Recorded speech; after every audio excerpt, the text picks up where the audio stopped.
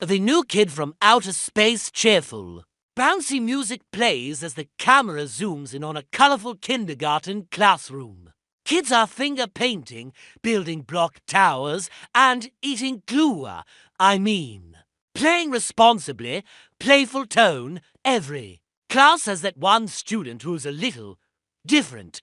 Maybe they eat their crayons. Maybe they wear their shoes on the wrong feet. But this new kid, well, he's not even from planet Earth, a bright green. Three-eyed alien named Zog wobbles in through the classroom door, wearing an oversized backpack and a confused expression. Meet Zog. He's from the planet Blorp 7, and his mission to pass kindergarten, or else cut to a spaceship floating in orbit, where Zog's parents wearing fancy alien robes are watching through a hologram screen. Zog's mom, if you fail again, young alien, no more hoverboard. Privileges, Zog's dad, and nitrogen monoxide more moon pizzas.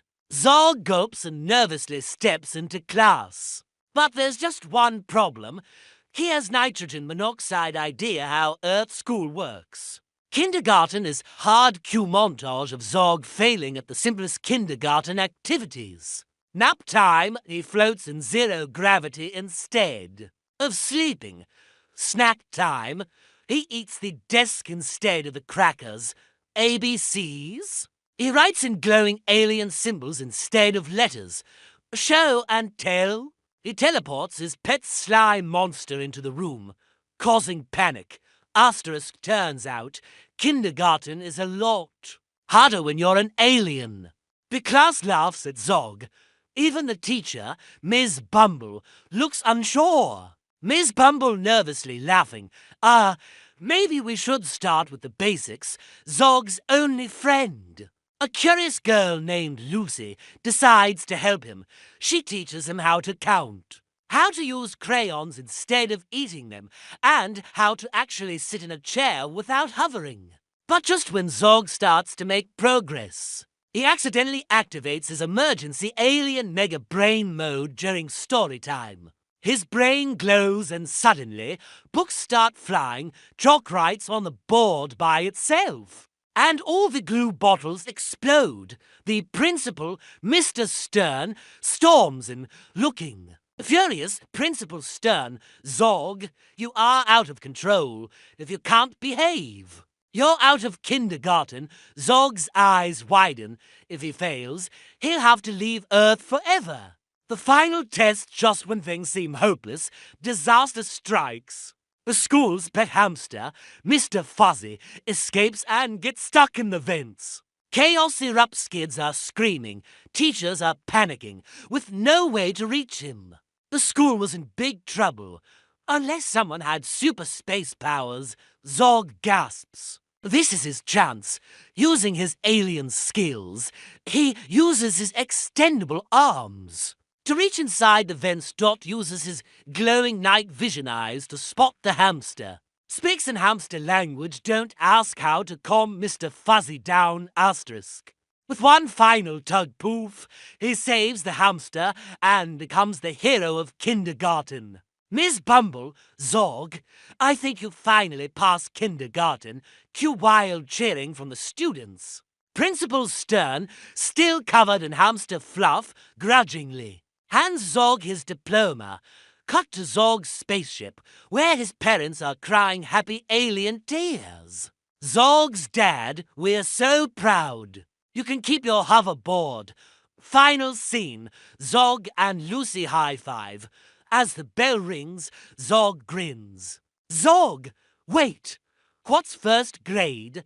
Cue dramatic music as Zog's eyes widen in horror. Laughter, music, and credits roll. Please subscribe to Chex Comedy. Welcome to Clown School. Upbeat carnival music plays as the camera zooms in on a bright, wacky-looking school covered in balloons, streamers, and honking horns. A big sign reads, Professor Gigglebum's School for Future Clowns. Cheerful. Tone. Not every kid dreams of becoming a firefighter, an astronaut, or a superhero. Some kids dream of making people laugh. Meet our main character, Lenny, a clumsy but well-meaning kid, wearing oversized shoes and a big red nose. He eagerly bounces toward the school entrance, accidentally stepping on a rake that smacks him in the face. Lenny was one of those kids. He wanted to be the greatest clown ever. There was just one tiny problem. He was terrible at it. Cut to a montage of Lenny failing at classic clown tricks, Pathrewing, ends up with pie in his own face. Balloon animals. His dog looks like a squashed worm, juggling, drops all the balls on the principal's head. Professor Gigglebum shaking his head. Lenny, my boy, clowning is an art. But you, my dear student, are a walking disaster.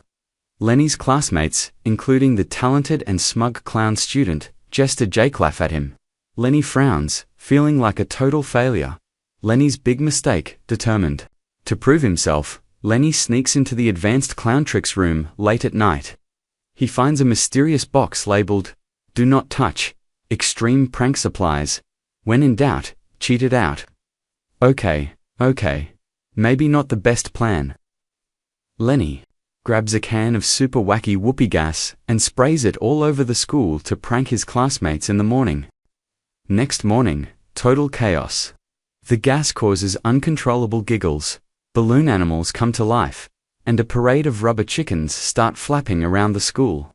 Professor Gigglebum panicking. Lenny, what did you do? This is not funny. Jester Jake smirks and whispers to the other students. Jester Jake, hey, more like a clown school dropout. Lenny's face turns red as he's officially kicked out of clown school.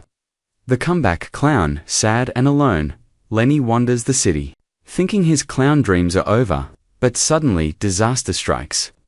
The annual Funny Festival is attacked by a grumpy villain, Mr. Borington, who hates laughter and fun. Armed with his super serious ray, he zaps people, making them dull and boring. Even the other clowns can't stop him. Only one clown was clumsy enough, silly enough, ridiculous enough to save the day. Lenny, using his naturally terrible clown skills, causes a series of accidental but hilarious fails, tripping over a banana peel, knocking over a giant tower of pies, and tumbling into Mr. Borington's machine, which explodes in a rainbow of glitter. Laughter fills the air, and the people return to normal. The festival is saved. Professor Gigglebum, teary-eyed Lenny, my boy, you're a natural. The funniest clown we've ever had. Jester Jake stares in disbelief as Lenny is cheered on and officially given his clown diploma. Final shot. Lenny, now a fully trained clown, rides off on a tiny clown car that immediately falls apart. Laughter and credits roll. Please subscribe to Chex Comedy. The Prankster Dream. The film opens on a quiet suburban neighborhood at night until a toilet paper roll flies across the screen. Cut to a group of kids laughing as they finish TPing a house. Leo, the mastermind, watches proudly. One house down. 1,000,000 to go. Meet the crew. Leo, the leader, a self-proclaimed genius prankster with big ambitions. Benny, the wild card, overenthusiastic and always takes things too far. Mia, the tech whiz, a hacker who provides blueprints, security camera, access, and getaway plans. Sam, the nervous one, just here for the snacks. And moral support. The ultimate goal. The gang decides to go down in history by pulling off the biggest toilet paper prank ever, TPing the entire neighborhood in one night. But there's a big problem. Megamart, the only place selling toilet paper, has locked up its stock after a prank war gone wrong. The big idea, Leo grins. If we can't buy it, we steal it. They begin planning the great toilet paper heist. The heist begins breaking into Megamart. The kids arrive at Megamart late at night. Mia hacks into the security cameras. Benny tries to sneak through the air vents, but gets stuck. Sam panics and suggests turning back. Security trouble. Just as they find the storage room full of toilet paper, the security guard wakes up. A wild chase through the store begins. Shopping carts roll out of control. Benny knocks over a giant pyramid of soda cans. Sam hides in a freezer, only to get locked inside. The escape plan goes wrong. They load toilet paper onto a shopping cart getaway vehicle, but the automatic doors are locked. Mia rewires the system, but accidentally activates an alarm instead. The TP chaos, the great TP chase. The kids run for their lives as the security guard chases them through town. Toilet paper rolls off the cart, wrapping everything in sight. Streetlights, cars, even a statue gets TP'd. Final showdown, the TP finale. They turn the TP into weapons. Benny uses a leaf blower to shoot TP rolls like missiles. Maya sets up a TP tripwire. Leo uses a TP slingshot. The guard slips on a pile of TP and crashes into a giant tower of paper towels. The aftermath. Just as the kids escape, the store manager arrives. Instead of getting arrested, the town celebrates the hilarious prank. The kids are hailed as prank. Legends. Final twist. As they walk away, Leo grins at the camera. Next time, we TP the entire city. Cue music, laughter, and funny bloopers during credits. Please subscribe to Chex Comedy.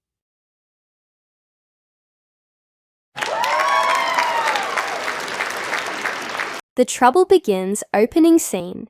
The detention crew. The film opens in Maplewood Elementary, a seemingly normal school, until we zoom in on room 13, the infamous detention room. Meet our troublemakers. Eddie, the leader. A prankster who's always scheming. Jess, the smart one, too clever for her own good. Milo, the nervous one, panics over everything. Tina, the rebel, always challenging the teachers. They all end up in detention for different reasons, but no one knows what happened to the last kids who got sent to room 13. The weirdness begins as the clock ticks down. Strange things start happening. The chalk writes on the board by itself. The door won't open, no matter how hard they try. Their snacks float in midair and disappear. Eddie smirks. Okay, this is officially the coolest detention ever. The room's secrets. The room comes alive. The furniture starts shifting. Desks move on their own, and the ceiling turns into a starry night sky. The kids find a mysterious glowing book on the teacher's desk. Jess reads aloud, "Welcome to the magical detention room. Solve the riddles, or stay forever." Milo faints immediately. The detention challenges begin. They must complete wacky magical challenges to escape. The floating maze. The floor disappears, and they must jump across floating desks. The talking test papers. A pop quiz where the wrong answers attack. The monster janitor. A giant grumpy mop monster that hates messes. Tina, the rebel, tries to cheat and gets zapped with sparkly pink hair. The clock is ticking. The more they mess up, the crazier the room gets. Books fly, walls stretch, and Milo somehow grows a second head. That argues with him. Eddie, okay, new plan. No more mistakes. The final escape, the final puzzle. The teacher's desk rises into the air, revealing the final challenge. A giant riddle on the blackboard. The kids must work together to solve it. Milo accidentally presses the wrong button, and the whole room tilts. Sideways. Jess finally cracks the code at the last second. The detention room disappears. With a flash of light, the room turns back to normal. The door unlocks, and the kids rush out screaming. The hallway is empty. No time has passed. The principal walks by. Enjoy your quiet detention. The kids look at each other, still covered in sparkles and floating test papers. Final twist. As they leave, the chalkboard writes by itself. See you next time.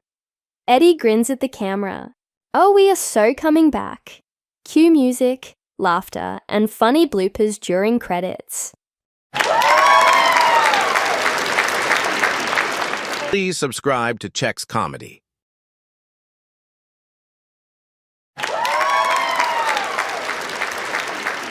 Every hero has a power. Some can fly. Some have super strength. Some can turn invisible. But this guy? Cut to a boy Max standing proudly in a homemade superhero costume. He takes a deep breath and leaps off a bench, only to trip and faceplant into the ground. Narrator laughs. Well, let's just say Max's powers are a little backwards. Title card, the reverse superpower. In bold comic book letters. Discovering the powers, flashback to Max in his room. Excitedly reading comic books and dreaming of becoming a superhero.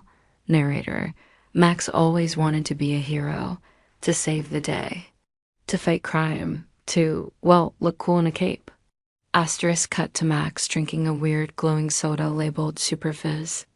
Narrator, but one mysterious soda later, and boom, he got his wish, sort of. Max tests his powers. He tries to fly, he sinks. He tries super speed, he moves in slow motion. He tries laser vision, his glasses fog up instead. Instead of super strength, he got super weakness. Instead of invisibility, he glowed in the dark. Instead of freezing things, well, he just made them slightly warmer.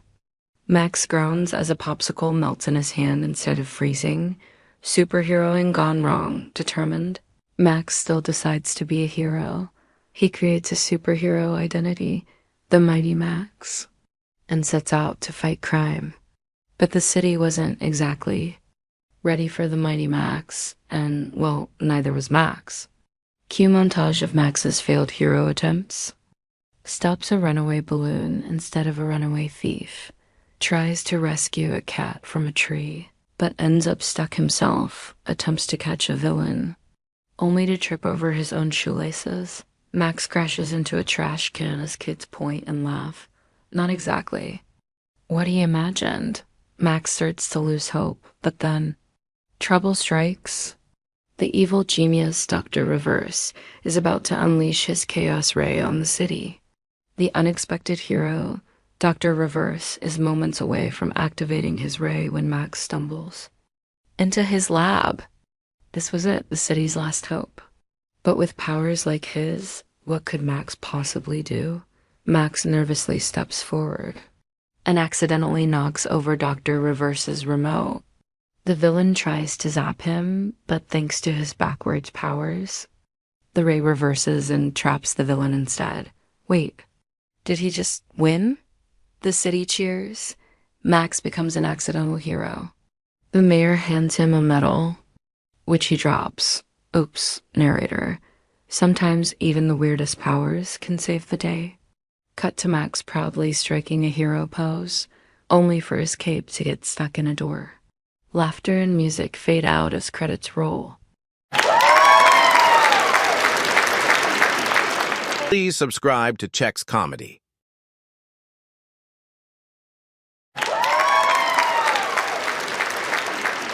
Every school has its troublemakers, every school has its pranksters, but these kids? Oh, they've taken things to a whole new level. Cut to 4 kids, Leo, Benny, Mia, and Sam, huddled around a bottle of super glue, grinning like evil masterminds. Meet the super glued squad, 4 best friends, 1 big mistake, and a whole lot of sticky situations. The prank gone wrong, flashback to earlier that morning. The kids sneak into the classroom, giggling as they apply super glue to a chair. Narrator. The plan was simple. A harmless prank, just a little glue on a chair. A classic move, right? Cut to the school's grumpy principal, Mr. Grizzle, unknowingly, sitting down on the glued chair. But when the principal became part of the furniture, well, let's just say things got a little out of hand. Cue Principal Grizzle screaming as he tries to get up, knocking over desks, dragging the chair with him. The real disaster begins. The kids try to sneak away, but Benny trips, spilling the glue onto all of them. Narrator. And that's when things really went south. Cut to the squad frantically pulling apart their now glued hands, feet, and arms, but it's no use. Narrator. Now they're stuck together, literally, and they've only got one goal: get unstuck before the principal finds them. Cue chaos. The squad tries everything: soap, butter, yanking, wiggling, but only succeed in causing more trouble. The ultimate escape plan. The squad, now a tangled mess of arms and legs, stumbles through the school, knocking over bookshelves, slipping on banana peels, and getting chased by the janitor. They had two choices: admit defeat or pull off the greatest escape mission the school has ever seen. Cue fast-paced chase scene. The kids try to hide in lockers, dangle from the ceiling, and even disguise themselves as a very large student in an oversized coat. Just when it seems like they're doomed, Mia, the brains of the group, spots a solution in the science lab. One top-secret formula later, and boom, they're free. The glue finally dissolves, sending them tumbling to the floor in a pile of limbs and laughter. Final scene, the twist. The kids sigh in relief, but then realize something. The entire bottle of glue is now spilled all over the floor. Cue Principal Grizzle walking in and stepping right into the mess. Narrator. Just when they thought they were safe, someone else got stuck. The principal glares at them, glue-covered and furious. The kids exchange nervous glances before running for their lives. Fade out with laughter, music, and a final shot of the principal still trying to get unstuck as the credits roll. Please subscribe to Chex Comedy.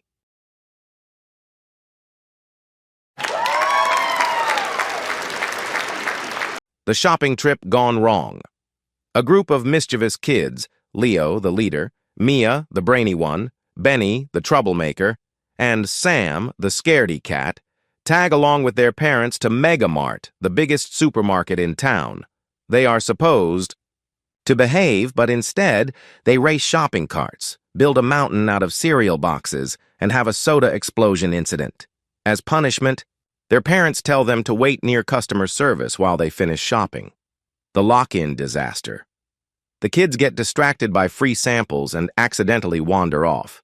Just as they realize it's closing time, the automatic doors slam shut. They are locked inside overnight. At first, they panic, but then they realize they have the entire supermarket to themselves. The midnight mayhem begins. They celebrate by driving shopping carts, like bumper cars in the aisles, making a giant ice cream sundae in the frozen section, trying on ridiculous outfits from the clothing section, blasting the PA system with silly announcements. But then, something moves in the shadows. The supermarket strikes back first signs of trouble. A shopping cart rolls forward, on its own. A box of cereal falls off the shelf, with no one touching it. The lights flicker. Mia, the smart one, says, guys, I don't think we're alone. Supermarket comes to life. Suddenly, the entire store starts fighting back. The automatic doors refuse to open. The robotic floor cleaner chases them like a monster vacuum. A tower of canned goods collapses and starts rolling toward them like boulders. The freezer doors fly open, launching frozen pizzas like frisbees. The escape plan fails. The kids try different ways to escape. Leo tries hacking the security system, but it triggers a lockdown alarm. Benny tries breaking out through the vents, but gets stuck in a mountain of marshmallows. Sam suggests apologizing to the store, but nobody listens. That's when they realize the store isn't just alive. It's mad at them for causing chaos. The ultimate showdown, the kids fight back. The kids realize they have to outsmart the store. They come up with a wacky plan. Benny distracts the robotic mop by spilling an ocean of soda. Mia rewires the PA system to play calming elevator music, slowing things down. Leo and Sam set traps using banana peels, shopping baskets, and peanut butter. The store tries one last attack. The shelves shake, and a tidal wave of snacks comes crashing down. Just when all hope seems lost, Mia finds the supermarket's main control panel hidden in the electronics aisle. She types in a shutdown code, and victory! The store powers down. Everything stops moving. Silence. The kids celebrate. They've won! The parents arrive. Just as the doors unlock in the morning, the kids dash outside acting totally innocent. Their parents arrive, oblivious to what happened. The kids promise never to mess around in a supermarket again. But Leo winks at the camera. Final twist. As the family leaves, the shopping cart winks at the audience, suggesting the supermarket is still watching.